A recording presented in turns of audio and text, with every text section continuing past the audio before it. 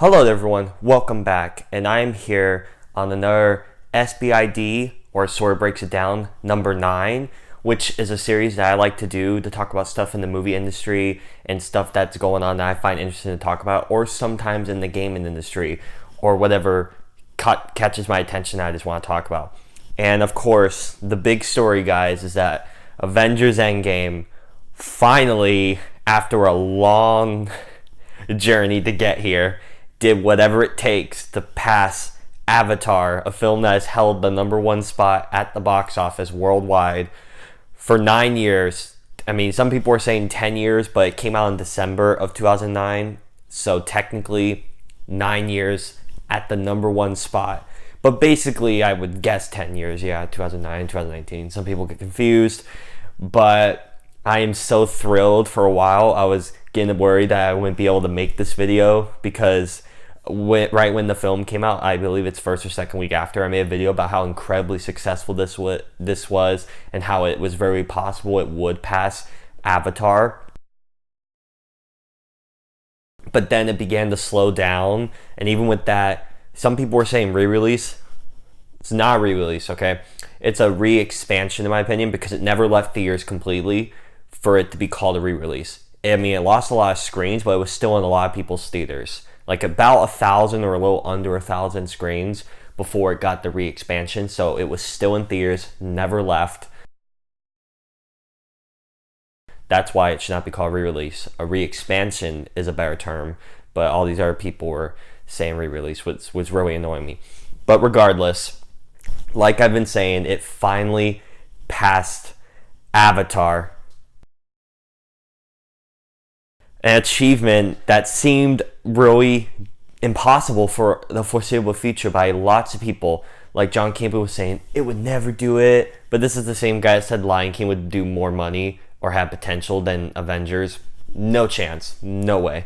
Especially after the release of Avengers when it opened to 1.2 billion. Holy mackerel. This movie made so much money so fast. And a lot of people were, after you saw it drop off, people were like, oh, it probably can't do it. It won't do it. It's impossible. It's inconceivable. It did it.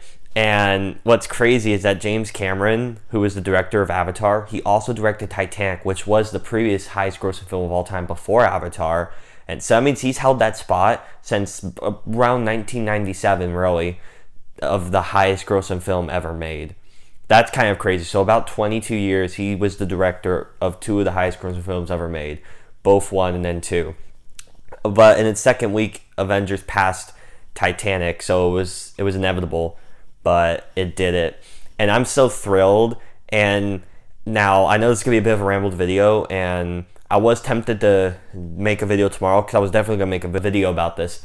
But as you could tell, I look really tired. It's been a really long couple days, but I just didn't think I could go to sleep until I did this, because I'm so hyper and so excited, especially with all the Marvel stuff that's revealed at Comic-Con, their incredible slate of movies and shows that they unveiled, that I definitely want to do a video talking about that stuff. I might, we'll see, but probably.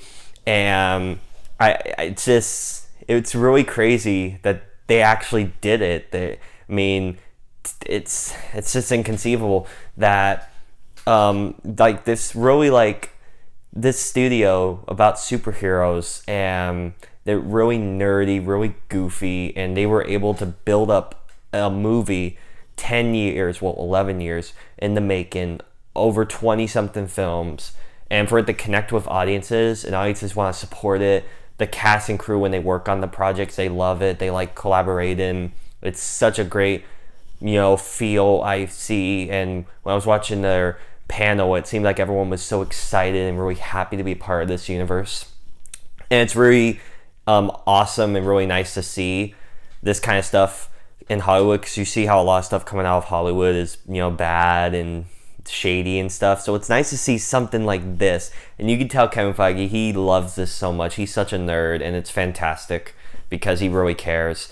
And I just really love that people like this are being so successful, because it's kind of like inspirational for other of those types of people. Like I consider myself obviously a geek and stuff. I love all this stuff. So it makes it really impactful for them to be that successful, because it gives hope to me and all these other people that love this content that maybe they can be successful in this industry if they want to pursue stuff.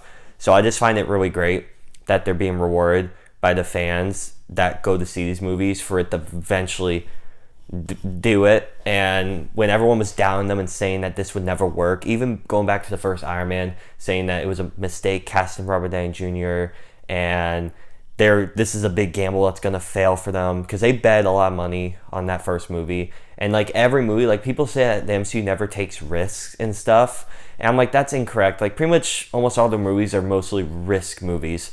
Like besides all the stuff that they unveiled, which a lot of it is really risky, especially connecting Disney Plus shows to your movies. That's really risky, because if people don't watch those and then they get lost in the movies, like it could be a gamble to pay that off. But like I said with the first Iron Man, how it was a risk. The first Avengers was a huge risk that people just don't understand how.